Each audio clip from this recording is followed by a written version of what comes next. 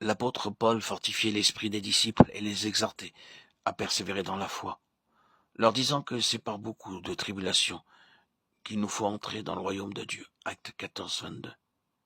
L'apôtre Paul a atteint la plus haute stature spirituelle.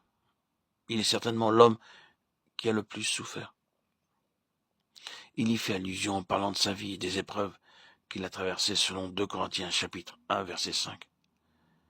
Car de même que les souffrances de Christ abondent en nous, dans une certaine mesure, Paul a vécu ce que le Seigneur a vécu en livrant son âme à la mort.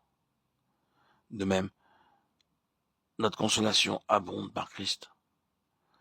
Dans l'épreuve, nous expérimentons la consolation et recevons ce qui nous est nécessaire en échange des souffrances. Nous avons un cœur,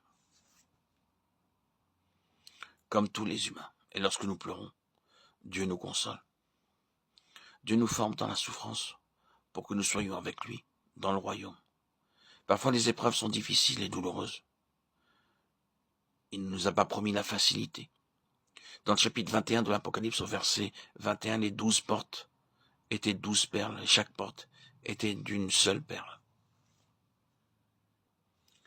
Les perles ne se taillent pas. Ces portes nous parlent de tous ceux qui auront été reconstitués d'après l'ordre divin au travers de la souffrance. Ceux qui marcheront et suivront l'agneau partout où il ira. Ils seront devenus des hommes et des femmes spirituels qui auront permis à la croix de les reconstituer entièrement. La croix est sélective. Elle opère un tri. Beaucoup sont bien partis mais ne sont pas arrivés. Ainsi tous n'entreront pas par les portes de la ville. Si notre consécration est effective et réelle, n'ayons aucune crainte. Dieu nous conduira et ne nous abandonnera pas.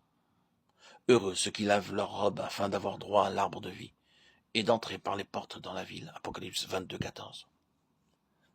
Nous sommes contraires à la pensée de Dieu. C'est pourquoi le Seigneur dit « Je suis la vérité ».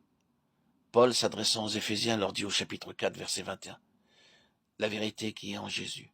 Non pas la vérité qui est Jésus, mais en Jésus. » L'unité dans la personne et Jésus est l'unité de Dieu.